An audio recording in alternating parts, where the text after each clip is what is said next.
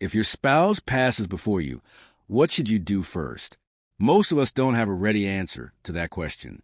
And when the moment comes, when the silence in the house changes from peaceful to hollow, we find ourselves overwhelmed, not just by grief, but by 1,000 tiny decisions and a mountain of emotions we never thought we'd face alone. No matter how strong your bond was, or how many years you shared, the passing of a spouse changes everything. It's like the ground beneath you shifts. You're left with a heart full of memories, and a to-do list when you can barely get out of bed. But this video isn't about legal forms or funeral etiquette. It's about you. It's about the emotional and practical steps you can take to stay grounded in those first raw days. These 6 things come from real lives, real hearts, people who walked this road and found ways to keep moving, even when the light seemed gone. They won't erase the pain, but they can offer something precious, a little steadiness, when the world feels anything but. So stay with me to the very end. The 6th point? It's the one almost no one talks about, but it just might shape how the rest of your life unfolds after loss. Let's begin. Number 1, feel before you fix. When your spouse dies, the world doesn't just go quiet. It goes numb. The routines you knew, the voice you listened for, the soft sound of their footsteps in the hallway, all of it gone. And what remains is an aching silence, not just around you, but inside you. Now, in those early days, many people throw themselves into the doing, calling relatives, managing paperwork, sorting closets, anything to avoid sitting still long enough to feel. But here's the quiet truth. Before you fix, you need to feel. This doesn't mean falling apart. It means granting yourself the sacred permission to grieve, without guilt, without a timer, without any need to be okay for anyone else. Grief is not something to be solved. It is something to be honored. Think of Evelyn. She was 81 when her husband of 52 years passed. That first week, she was a whirlwind, cleaning, organizing, telling everyone she was fine. But each night, she found herself staring at his chair in the living room. Not because she missed the conversations, but because she was pretending she didn't. One night, she cried, really cried, and something in her spirit shifted, not because the pain disappeared, but because it finally had space to breathe. If you don't let grief move through you, it stays. It hardens. It waits. And when it resurfaces, because it always does, it will be heavier. Strength isn't pretending. Strength is facing the ocean of emotion and floating anyway. Let yourself cry. Let yourself whisper their name. Let yourself admit, this hurts more than words can say. Because healing begins not with answers, but with honesty. Number 2, reach out before the silence settles in. In the hours and days after loss, your phone might ring off the hook. Flowers arrive. Neighbors drop by. And then they stop. It's no one's fault. People return to their lives. But the silence that follows can feel like a second kind of loss. So here's what you must do. Reach out. Not days from now. Today. Before the quiet turns into isolation. You don't need to bare your soul. You just need to stay connected. Even those who love you may hesitate. Not because they don't care, but because they don't know how to help or fear saying the wrong thing. So make that first move. A message. A short phone call. A walk with a neighbor. It doesn't have to be deep, just real. Let's talk about Jim. He was 77 when his wife passed. At first, friends called daily, but Jim stopped answering. He didn't have the words and didn't want to fake being okay. Eventually, the calls stopped. Weeks later, a neighbor knocked, bringing soup, not solutions. That knock was a turning point. Jim promised himself one conversation a day, even just a hello, and that small promise pulled him back from the edge. Loneliness after loss isn't just sad. It's dangerous. It affects your sleep, your blood pressure, your memory. It dulls the senses and dims the soul. So reach out, even if it's just to say, I'm here. And if you have no family nearby, remember, there are grief circles, senior centers, volunteers, spiritual communities. You are not a burden. You are a soul in transition. Don't carry your sorrow alone.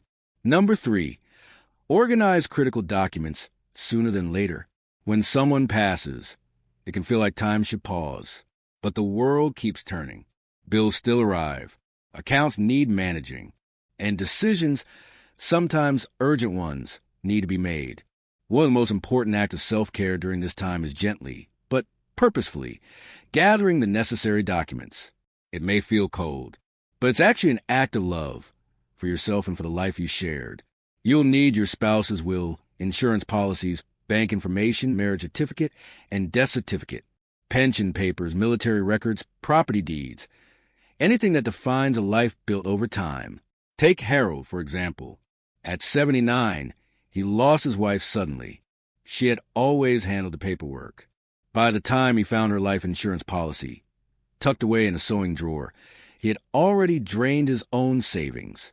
It wasn't neglect. It was grief. If this feels overwhelming, ask a trusted friend or advisor to help, not to take over, but to sit beside you, gently guiding the process. Make a checklist. Use a folder or box. Copy the essentials. Write down passwords and contact names. Because the more organized you are, the less burdened you'll be later. You aren't just managing tasks. You're protecting a legacy. You're stewarding the life you both built with dignity and clarity. And believe it or not, just this act of order amidst emotional chaos can offer surprising comfort. Number 4, the discipline of protecting your health. Grief doesn't only live in the heart. It takes up space in your bones, your breath, your sleep. After the death of a spouse, the simple rhythms of life, eating, resting, moving, can feel heavy, even meaningless. And yet, this is the very time your body needs your care the most. It may feel unnatural to think about your health when your heart is broken. But consider this, the one you love would want you well. They would want your days, though quieter now, to still have color, still have strength. Let yourself rest, yes, but also let yourself eat, even if it's only a few bites at a time. Drink water. Step outside and let the sun touch your skin. Walk if you can, even if it's just around the block or to the end of the driveway. These small acts aren't about fitness or appearance. They're about signaling to your body, I am still here. I am still choosing to live. Grief often hides in the body. It shows up as exhaustion, foggy memory, high blood pressure, even immune changes. That's why tending to your physical well-being is not a luxury. It's a quiet, powerful form of survival. And let's be honest, it's easy to give up in grief. But each small act of self-care is a quiet rebellion against despair. It's a way of telling life, I'm still showing up, even if I do it slowly. Think of someone like Lillian, 82, who lost her husband of 6 decades. She said the hardest part wasn't the mornings, it was dinner. Cooking for one felt unbearable. But then she started making tea at night, lighting a candle, and saying a blessing out loud. It wasn't much, but it became a ritual, something to anchor her in the now. So take your vitamins. Take a walk.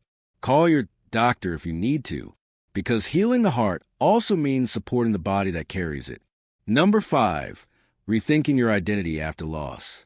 Here's a quiet truth. When your spouse dies, a part of your identity dies, too. For years, maybe decades, you were a partner, a caregiver, a teammate. Decisions were shared. Routines intertwined. Your stories were a duet. And now, there's only your voice. That's disorienting. This is a season of rediscovery. Not because you wanted it, but because life insists. You are not just a widow now. You are still a whole person. You still carry dreams, experiences, wisdom. You still have your laughter tucked somewhere inside, waiting patiently. Allow yourself to ask, who am I now? What do I need in this chapter? It's not selfish to start exploring the answers. Maybe you reconnect with old hobbies. Maybe you try something new, a painting class, a trip, a book club. Maybe it's simply sitting quietly in nature and remembering how to be alone without being lonely. Zen teachings tell us that we are not static. We are like water, always changing shape, always flowing. Grief doesn't have to be the end of your story. It can be the beginning of a softer, wiser version of you, one that honors what was, but is not afraid of what still could be. So give yourself grace as you learn how to be your own companion. Your soul, after all, is still curious, still becoming. Number 6, creating a gentle vision for the future. This is a step almost no one talks about, but it may be the most important. After the shock settles and the paperwork is done and the house gets quiet again, what then? Many people stop here. They exist but don't live.